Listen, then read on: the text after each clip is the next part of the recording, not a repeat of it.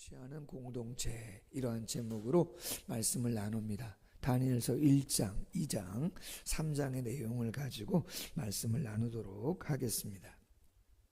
수년 전에 한번 말씀드렸는데 낮은 대로 임하소서라고 하는 책도 있고 영화의 실제 주인공인 안요한 목사님 아마 아실 겁니다. 청혼의 꿈을 가지고 능력이 많으신 분이에요. 공부도 많이 하시고 잘하신 분인데 30대에 미국 국무성에 취업을 확정했습니다.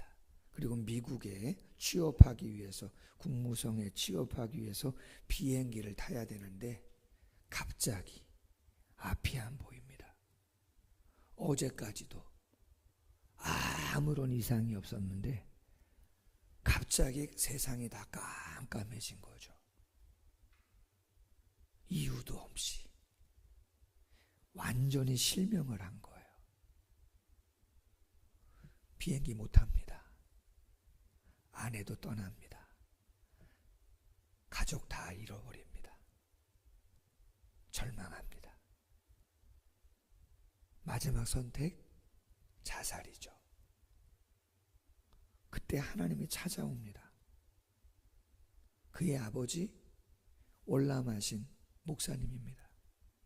은혜 받고 나서 가진 재산 다 팔아서 교회에 헌물하고 당신은 목회의 길을 가겠다고 8남매 3남 5녀라 그러더라고요.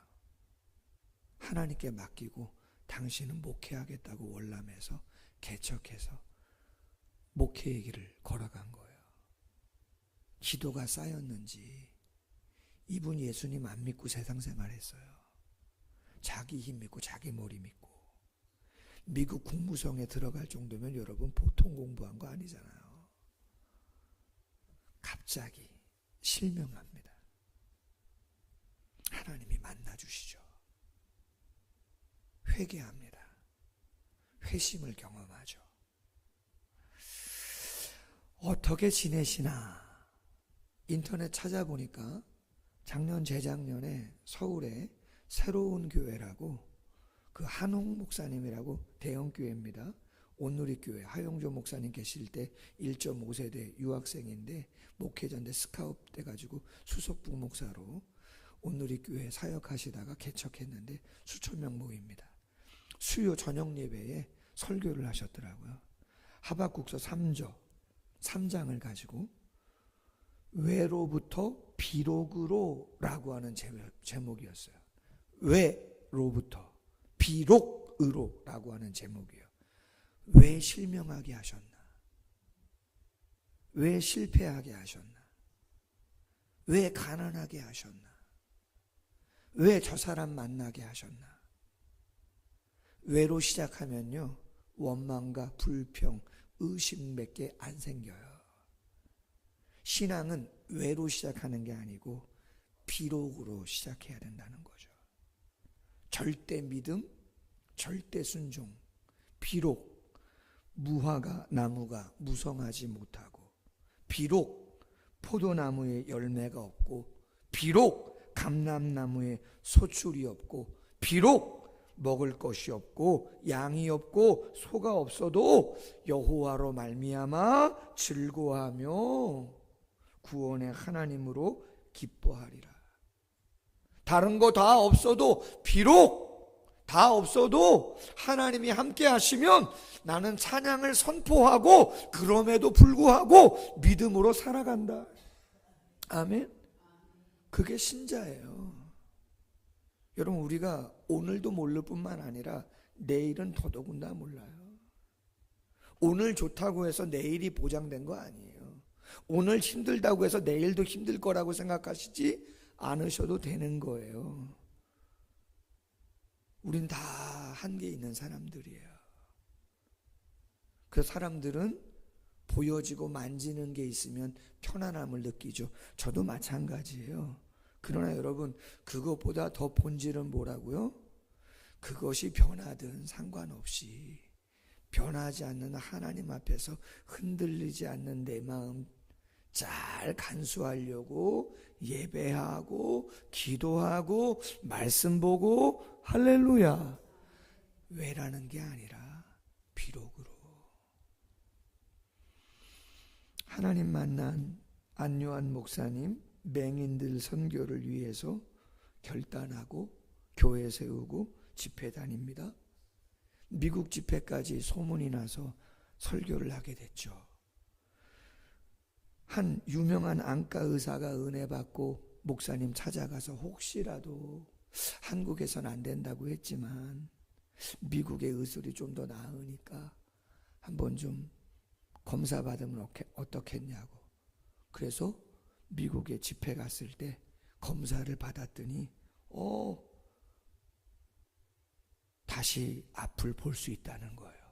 개안 수술을 하면 무료로 해주겠다는 거예요. 그것도. 그때 안요한 목사님이 그 의사 성도에게 이렇게 이야기했다 그래요. 내가 두 눈 뜨고 잃었던 하나님, 눈 감고서 만났는데 왜 도로 눈을 뜨겠습니까? 나는 평생 이대로 감고 살겠습니다. 눈이 멀고 나서 더 큰 은혜 경험했고 또 앞으로도 그러리라고 믿습니다. 그러니 구태여 눈 뜰 필요 느끼지 않습니다. 여러분 놀랍지 않습니까? 놀라운 이야기인 것입니다. 눈을 떴다고 해도 대단한 건데 무료로 해주신다는데 가능하다는데 놀라운 파장이고 놀라운 영향력이죠. 더 좋아질 수 있다는데, 더 쉽다는데, 더 잘 된다는데 여러분은 그 길을 안 갈 자신 있습니까? 지금으로 자족할 수 있냐 이 말이에요. 단 그게 하나님의 영광을 어쩌면 더 강력하게 메시지를 줄 수 있는 것이라면 그걸 선택할 수 있겠냐, 그런 이야기인 거죠. 놀라운 이야기죠. 서양 속담에 환경을 지배하는 자가 진정한 영웅이다, 그렇게 이야기합니다. 여러분, 우리가 살아가는 세상은 만만하지 않습니다. 그 세상 속에서 우리가 하나님의 비전이라고 하는 하나님의 역사를 이루어가야 하는데 과연 어떤 자세가 필요하겠냐 이 말이에요. 다 그리스도인이시잖아요. 권사님이시고 집사님이시고 사모님이시고. 과연 세상 속에서 하나님의 살아계심을 어떤 모습으로 우리가 마음 먹고 행동할 때 그들에게 하나님의 살아계심과 영광을 드러낼 수 있겠느냐. 하나님 그것 때문에 우리를 부르셔서 목사 삼으신 거라는데 어떻게 감당해야 되겠느냐 이 말이에요. 세 가지 나누겠습니다. 첫 번째, 신앙의 원칙을 지키라. 다니엘과 세 친구는 하나님을 향한 신앙의 원칙을 설정하고 한계선을 넘지 않으려고 애썼다는 거예요. 성공하는 사람들의 7가지 습관이라고 하는 책을 쓴 스티븐 코비 박사는 이런 이야기를 합니다. 원칙은 궁극적으로 우리의 삶을 지배하는 것이라는 거예요. 성공하는 개인, 가족, 조직체, 문명은 어떤 시대나 원칙들을 잘 따라갔다는 거예요. 이 습관은 속임, 테크닉, 응급 처방 아니라는 거예요. 여러 가지 비결이나 의무조항을 한데 모아놓은 것도 아니라는 것입니다. 그것은 모든 성공하는 가족들이 공통적으로 지니고 있는 습관이라는 것이죠. 확고하게 정립된 사고 방식이자 살아가는 방식이라는 거예요. 선이 있다는 거죠. 원칙이 있다는 거예요. 삶을 이끌고 지배하는 속임수란 테크닉, 어쩔 수 없이 따라야 하는 의무조항이 아니라는 것이에요.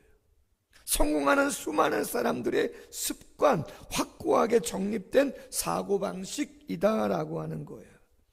그렇다면 그것을, 일반적인 것을 신앙으로 해석하면 어떻게 되겠어요? 그렇죠. 성도, 신자의 정체성에서 나오는 삶의 태도와 방식이겠죠. 말씀이 이야기하는 원칙, 그 선, 그 삶의 모습들 수없이 반복적으로 진행되면서 체험한, 기도가 능력이구나, 예배가 먼저구나, 헌신이 힘든 거지만 그것들을 통해서 교회는 세워지고 영혼은 구원되고 변화되는 것이구나, 내가 살아서는 안 되는 것이구나, 혈기가 살아서는 아무것도 안 되는 것이구나, 단 한순간도 그래서는 안 되는 것이구나. 또 기다려주고 또 인내하고 또 품어주고 또 축복하고, 내가 죽을 수 있는 만큼 죽어야 무엇인가 되어지는 것이구나. 수많은 시행착오 속에서 체득된 확고하게 마음에 자리 잡은 사고방식과 삶의 태도, 그 결정들, 그것이 지켜질 때, 그렇죠, 영향력이 있고 하나님의 역사를 나타내 보일 수 있다는 것이죠. 느부갓네살 왕이라고 하는 이 왕은 바벨론의 왕이고 남유다 이스라엘 백성들을 멸망시키고 왕족과 귀족 중 몇을 데려다가 학문과 문화와 그들의 신에 대한 신앙을 심어서 피지배국을 그들을 통해서 통치하려고 하는 목적을 가지고 다니엘과 세 친구 많은 사람들을 포로로 끌고 갔던 것이죠. 그럼에도 불구하고 대우는 어때요? 최상의 대우를 해주는 거죠. 그런데 다니엘과 그의 세 친구가 그것을 거절합니다. 왜 왕의 그 최고의 호의를 거절하는가? 1장 8절 말씀에 보니까 이렇게 돼 있어요. 다니엘은 뜻을 정하여 왕의 음식과 그가 마시는 포도주를 자기를 더럽히지 아니하라고 자기를 더럽히지 아니하도록 환관장에게 구했다. 왕의 음식, 포도주는 무엇인데 거절했다는 거예요? 우상에게 드렸던 제물이고 피가 섞여 있는 음식이기 때문에 그것은 레위기, 하나님의 율법에 부정한 것이라고 되어 있기 때문에 아무리 왕이 주시는 것일지라도 그 음식과 피가 섞여 있는 음식을 먹지 않겠다고 결단을 했다는 것이죠. 여러분, 이게 쉬운가요? 나라는 멸망했고 포로로 끌려와 있어요. 세상적인 생각으로 하면 잘 보여야죠. 그래야 살아남죠. 그런 거 아닙니까? 잘 보여야 조금이라도 한 자리 얻고, 잘 보여야 그 다음이 보장되지. 언제 나고자로 세상적으로 봤을 때 모르는 거잖아요. 근데 다니엘과 그 세 친구는 무기력하게 수동적인 자세로 환경을 받아들이고 끌려가지 않아요. 주도적으로 행동하더라는 거죠. 이유는 8절 상반절 뜻을, 원칙을 정했기 때문이다 라고 하는 것이죠.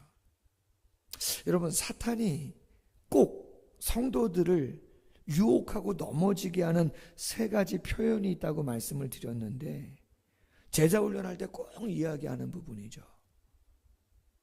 사탄이 아담이나 하나님의 믿음의 사람들을 꼭 넘어뜨리게 할 때 쓰는 표현이 있어요.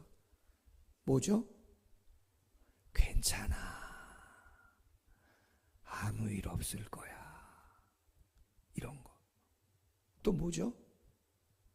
딱 한 번만이야, 한 번이야. 누구한테는 이런 거죠. 이번이 마지막이야, 이번이 마지막이야, 예배 빠지는 거. 이번이 마지막이야.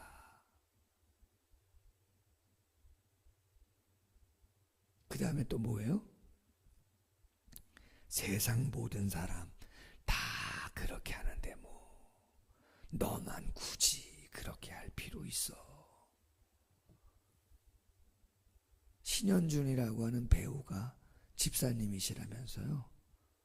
키 크고 인기 있는 신현준이라고 하는 배우가 있는데 술자리 같은 게 많을 거 아니에요. 거기서 이야기하는 거잖아. 저 집사라 교회 다녀서 술 좀 안 먹으려고 한다고.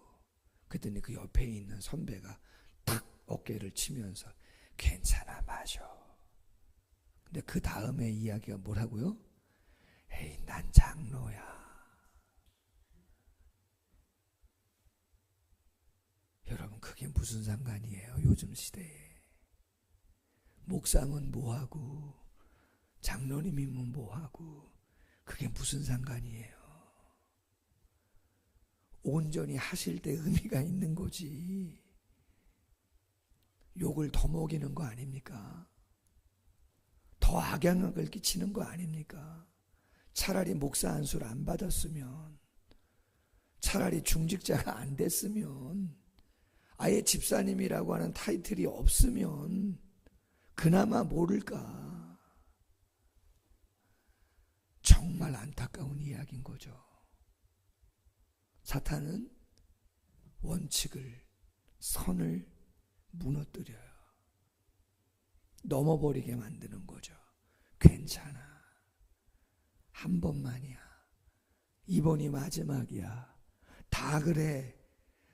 너만 바보 되는 거야. 너만 손해야. 그렇게 해서 살아남을 수 없어. 못 살아. 멍청이야. 그렇게 이야기한단 말이죠. 오늘 다니엘서 1장 9절에 다니엘이 뜻을 정하자 하나님이 어떻게 역사해요? 하나님이 다니엘로 하여금 환관장에게 은혜와 긍휼을 얻게 한다. 여러분 이게 신자의 삶의 방식이에요. 공식이에요. 순서예요. 일반적인 순서예요. 하나님은 우리의 뭘 확인하길 원하시죠? 마음을 확인하길 원하세요. 출애굽했어요. 고센 땅에 살았어요. 그러면 시나이 반도로 내려올 필요가 없어요. 점점 가나안 땅하고 멀어지는 거예요. 그냥 지중해 연안을 따라 왕의 대로를 따라 지중해 대로를 따라 가나안에 입성하면 제일 빨리 갈 수 있는 길이에요. 근데 왜 하나님이 홍해 바다로 틀어가지고 왜 밑으로 내려가게 하시냐 말이에요. 이유가 뭐였어요? 마음 확인하려고 그런다잖아요. 이 백성이 애굽 백성이 쫓아오는 거 보고 그 다음에 어떡할까 하나님이 그 마음 한번 확인해 보시려고 그렇게 하셨다는 거 아닙니까? 그 마음 한번 제대로 확인했으면 40년 생고생 안 하는 건데 그 마음 하나 제대로 하나님 앞에 보이지 못해가지고 40년 동안 광야 생활하면서 고생 다 하고 다 죽고 제대로 마음 하나님 앞에 보여준 여호수아 갈렙만 가나안 땅에 간 거 아니냐고요. 생각을 잘 하셔야 돼요. 하나님은 나의 지혜로운 것보다 하나님의 미련한 것이 훨씬 지혜롭고 내가 제일 잘 나가고 강한 것보다 하나님의 약함이 훨씬 강하시다고 이야기하십니다. 그 하나님을 신뢰하면 하나님이 말씀하시는 삶의 영적인 방식들, 확고한 삶의 원칙들 넘으시면 안 되는 거죠. 무슨 일이 있어도 뜻을 정하고 그 길을 가야 하나님이 어떻게 하시는가를 드러낼 수 있는 거죠. 아멘? 드러낼 수 있는 거예요. 두 번째, 기도로 충동적 반응을 제어하라라는 제목이에요. 그렇다면 이 선과 원칙을 세울 수 있는 가장 강력한 도구는 뭐냐? 그건 기도입니다. 기도. 2장의 내용이에요. 느부갓네살 왕이 하루는 꿈을 꾸는데 아주 묘한 꿈을, 기분 나쁜 것 같은 큰 신상이 있는, 금으로도 되어 있고 은으로도 되어 있고 노수로도 되어 있고 철로도 되어 있고 흙으로도 되어 있는 큰 신상을 보는데, 갑자기 어디서 다듬지 않은 돌이 와서 그것들을 또 다 깨부수고 그 돌을 통해서 큰 나라가 이루어지는, 이게 도대체 무슨 꿈인지를 알 수 없는 찝찝한 묘한 꿈을 꾸는 거죠. 그래서 바벨론에 있는 모든 점쟁이들, 박사들, 많은 용하다는 사람들, 다 지혜자들을 불러가지고 그 꿈을 알길 원하는 거예요. 어떤 의미인지. 근데 여러분, 이 바벨론의 느부갓네살 왕은 성향이 말이에요, 되게 괴팍한 사람이에요. 괴팍하다고요. 꿈을 얘기하고 해석해봐라 하면 좋은데 뭐라 그래요? 내가 무슨 꿈을 꿨는지 먼저 맞추래요. 그리고 나서 그거를 맞추면 해석해라. 그러면 내가 진짜 그 의미를 믿겠다고 얘기하는 거예요. 조건사님, 제가 무슨 꿈 꿨는지 알아요? 어저께? 반집사님, 할렐루야. 아세요? 제가 어제 무슨 꿈 꿨는지? 모르시죠? 어제 꿈 안 꿨어요. 아무 꿈도 안 꾸고 그냥 잘 잤어요. 여러분, 우리는 사람의 마음에 들어갔다 나오질 않았기 때문에 몰라요. 더군다나 무슨 꿈을 꿨는지 여러분, 우리가 어떻게 알아요? 아무리 박사하고 무슨 술객이고 하더라도 그들이 얘기합니다. 이거는 아무도 모른다. 이거는 아무도 알 수 없다고 얘기해요. 그러니까 느부갓네살 왕이 괴팍하다 그랬잖아요. 저 사람들 필요 없다. 다 죽여라. 종교와 관련된 제 사람들 다 죽여라. 근데 학자들에 의하면 그 당시에 다니엘과 사드락 메삭 아벳느고 그 세 친구들은 종교 자문기구에서 일을 했다고 학자들이 이야기를 해요. 그래서 그 화가 다니엘과 그의 세 친구들에게도 다 미치게 된 거죠. 군사들이 들이닥칩니다. 잡아가려고.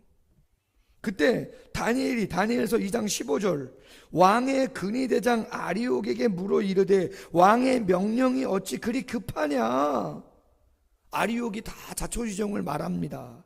다니엘이 들어가서 왕께 구하기를 시간을 주시면 왕에게 그 해석을 알려드리겠습니다.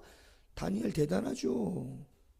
그리고 나서 시를 딱 얻고 나서 어떻게 했다고요? 17절 이하에 보니까 친구 하냐냐, 미사엘, 아사랴 세 친구에게 알립니다. 하늘에 계신 하나님이 이 은밀한 일에 대하여 불쌍히 여기사 함께 죽임당하지 않기를 그들로 하여금 구하게 기도하게 하니라. 아멘. 원칙은 세웠는데 원칙이 위협받잖아요. 그걸 지키기 위해서, 그 다음을 위해서 다니엘과 친구들이 한 건 기도예요. 기도라고요. 하나님이 어떻게 하시나 19절에 보니까 이에 이 은밀한 것이 밤의 환상으로 다니엘에게 나타나 보이매. 느부갓네살 왕이 꾼 그 신상을 쫙 보여주시는 거죠. 환상으로. 그리고 어떤 의미인가를 쫙 보여주시고 미래에 되어질 일들을 알려주시는 거죠. 28절, 오직 은밀한 것을 나타내는 자는 하늘에 계신 하나님이시라. 이 은밀한 것을 나타내면 다니엘의 지혜가 다른 인생보다 나은 것이 아니라는 거예요. 누구의 힘이라는 거예요? 하나님의 은혜였다. 우리는 내일 모른다 그랬어요. 내일은 하나님의 것이에요. 그것을 알게 하는 자, 그것을 온전히 소망케 하는 자는 하나님이세요. 우리는 타협하고 싶어해요. 그냥 안주하고 싶어 하는 거예요.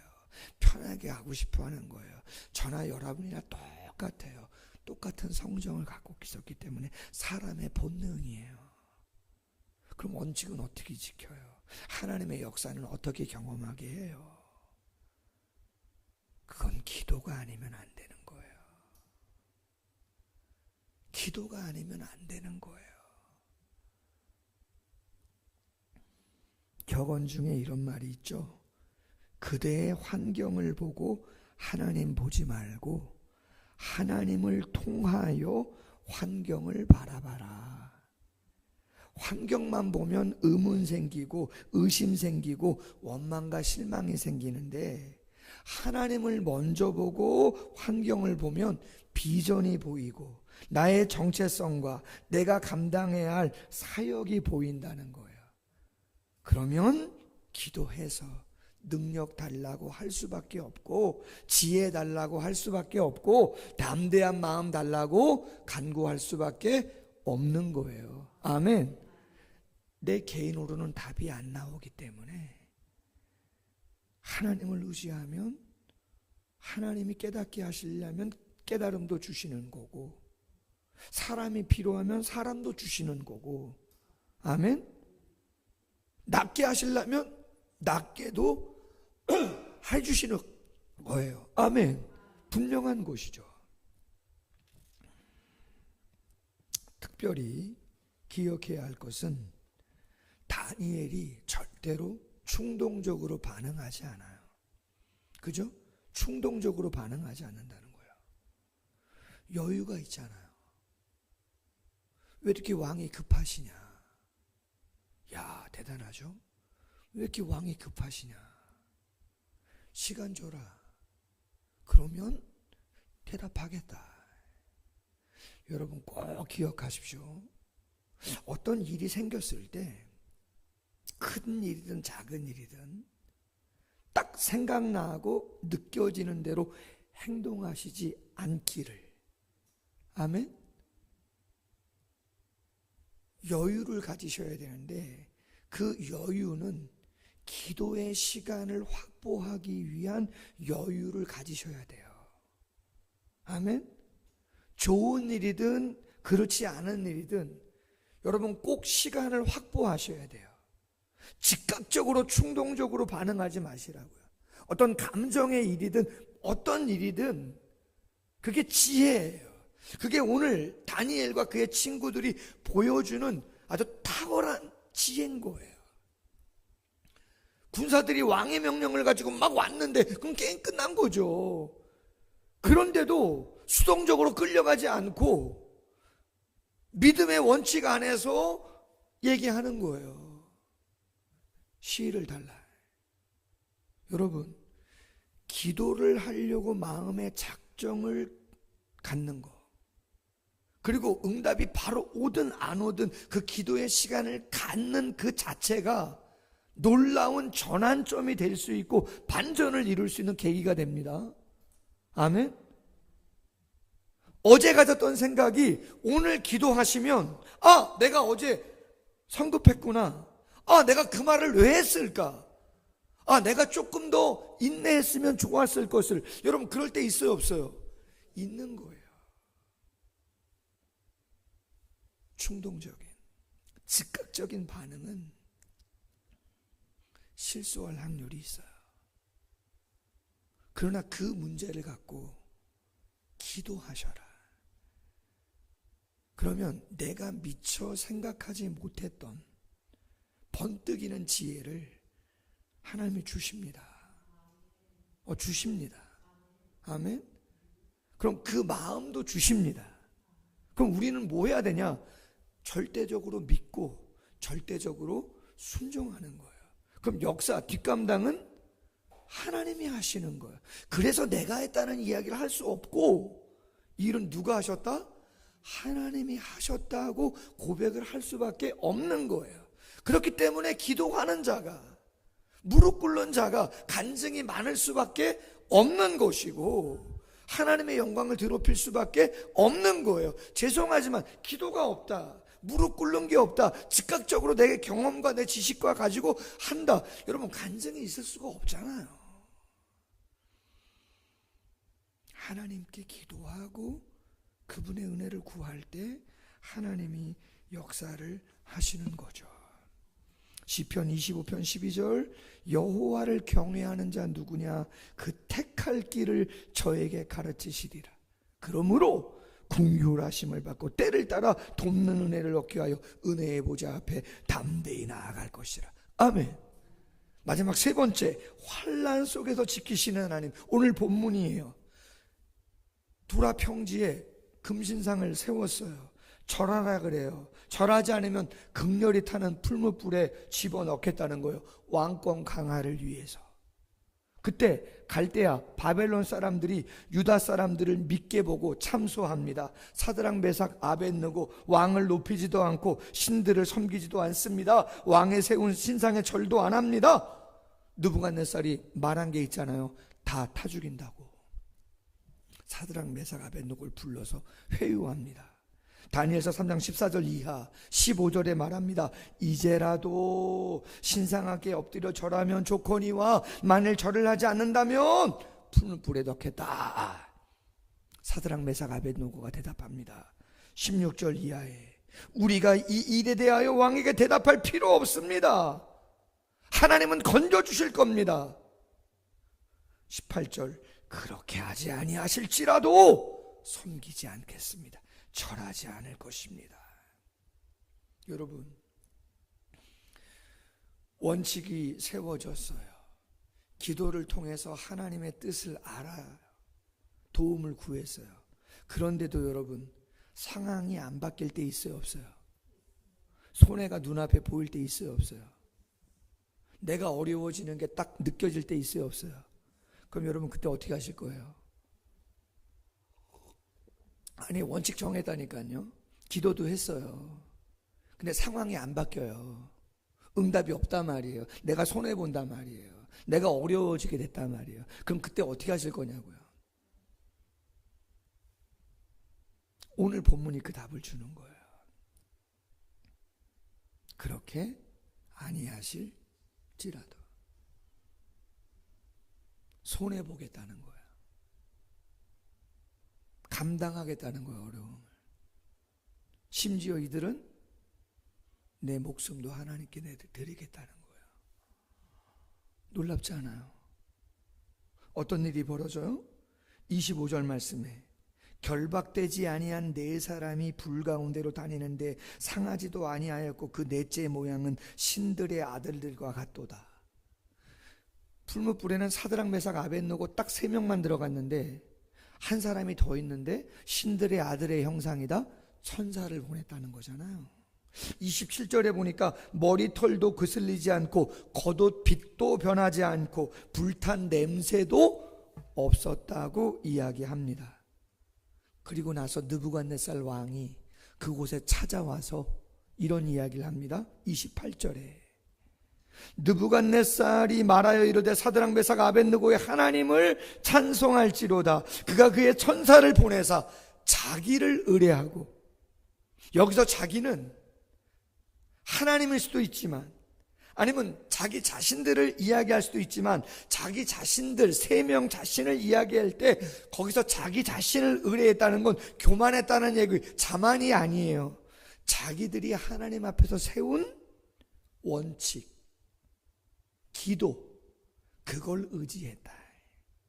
그리고 몸을 바쳐 왕의 명령을 거역하고 그 하나님밖에 다른 신을 섬기지 아니하며 그에게 절하지 아니한 종들을 구원하셨다. 아멘. 누구의 고백이라고요? 느부갓네살 왕의 고백이에요. 말씀 맺습니다. 여러분, 세상 속에서 느부갓네살 왕 같은 사람이 수두룩하잖아요. 참소하는 그런 그리스도인들을, 여러분들을 미워하는 사람이 솔직히 세상에 수두룩하지 않아요. 영적으로 보면 어떻게 하면 교회가, 어떻게 하면 성도에게 대놓고 하는 사람들도 솔직히 있지 않아요. 그 속에서 하나님의 비전을 어떻게 성취할 수 있느냐? 오늘 다니엘과 그의 세 친구가 말합니다. 뜻을 정하셔야 돼요. 하나님의 말씀, 삶의 방식으로 딱 마음에 자리 잡게 하셔야 돼요. 아멘. 괜찮아. 딱 한 번이야. 다 그런데 뭐 이런 어설픈 거 가지고는 되지 않아요. 정확한 하나님의 말씀, 그리고 기도하셔야 돼요. 절대로 충동적으로 행동하시면 안 돼요. 그렇게 했음에도 불구하고 상황이 바뀌지 않는다? 여러분, 하나님은 어떤 하나님이요? 풀무불 속에 들어가지 않도록 하시는 하나님이 아니에요. 풀무불 속에서라도 지켜주시는 하나님이에요. 하나님, 왜 이런 환경으로 나를 인도하세요? 왜 이런 걸 경험하게 하세요? 여러분, 경험하게 안 해주시는 하나님이 아니고 그걸 경험하더라도 그 속에서 우리를 지켜주시는 하나님이라고요. 환난에 들어가지 않게 하시는 하나님이 아니라 때로는 환난 속에서 지키시는 하나님으로 역사하신다는 거예요. 그랬을 때 하나님이 살아계시구나, 하나님이 역사하시는구나, 영광을 받으시고 더욱더 강한 하나님의 사람으로 변화되죠. 우리 모두가 그 길을 걸어갈 수 있기를 주님의 이름으로 소원합니다. 기도하겠습니다.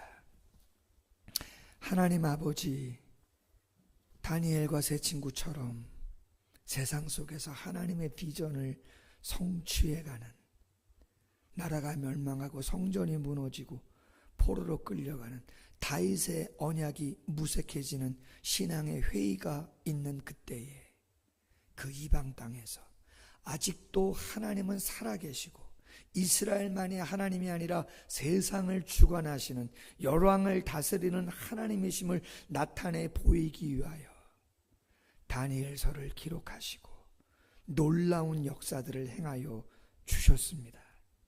그 시간은 지금도 연장선상에서 이루어지고 있음을 기억하게 하시고, 삶의 원칙과 기도를 통하여 충동적인 반응이 아니라 우리 자신을 끝까지 하나님께 드리고자 내어놓을 때에 하나님의 놀라운 구원의 역사를 경험함으로 하나님의 살아계심을 나타내 보일 수 있는 모두가 될 수 있도록 축복해 주시옵소서.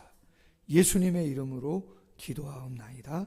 아멘. 찬송가